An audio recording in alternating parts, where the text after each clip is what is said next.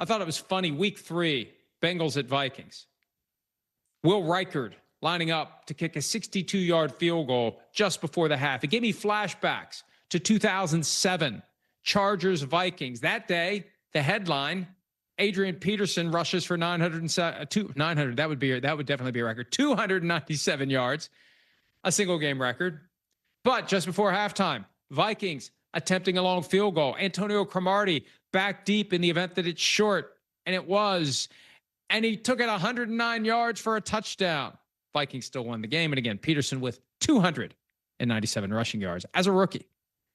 So Jamar Chase is back by the goalpost for the Will Reichard 62-yard try. And I'm thinking, oh no, not again.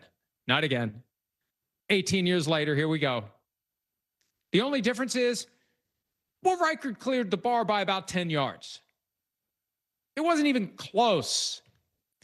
Chase McLaughlin kicked a 65-yarder on Sunday that wasn't all that close. When Justin Tucker hit the 66-yarder in Detroit several years ago, remember it hit the crossbar, and it was an optical illusion, or as some would say, obstacle illusion, where from the end zone view, the ball hit the crossbar and goes up, and it looked like it went back, not through. Only when you see the net become disrupted by the ball do you realize, holy crap, he made it. Game winner in Detroit, 66-yarder, and that continues to be the record. But when we see these guys bang, 50, it used to be 50 was wow. When I was a kid, if you made a 40-yarder, wow. 40-yarder is when you started thinking, I don't know about this. 45, 50, good luck. That's why it was so weird that the record was 63. 63 was inconceivable. It was mythological because no one could even see the replay of it. You couldn't find it anywhere.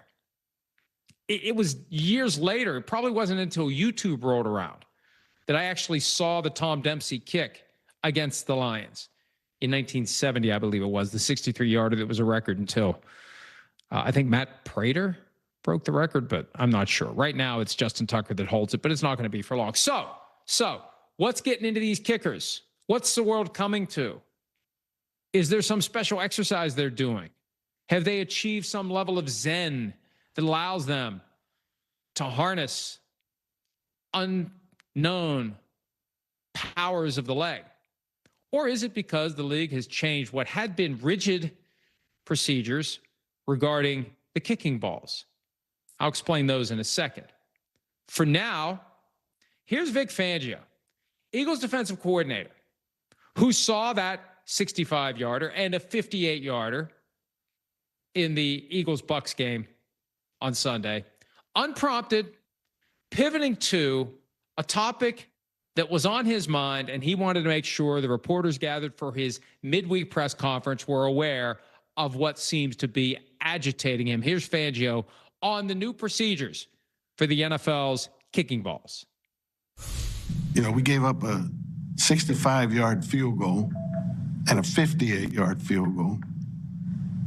These kicking balls that they changed this year have drastically changed the kicking game, field goals in particular.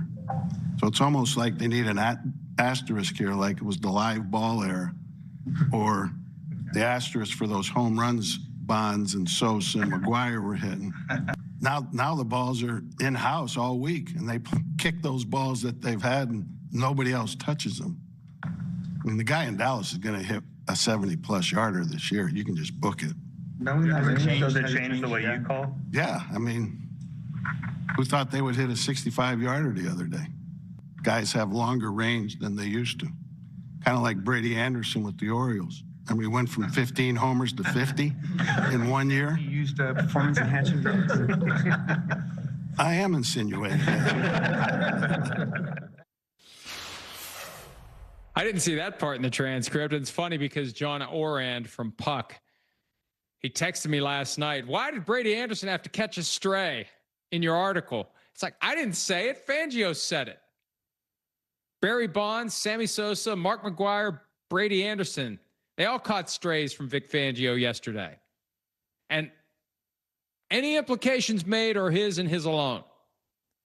But his point is they've changed these procedures from what they used to be. There was a time, and I think it was around 18 years ago, where all of a sudden, like, we have to do something about the K balls because the teams are in exclusive possession and they're doing all sorts of weird things, injecting them with flubber. I don't know.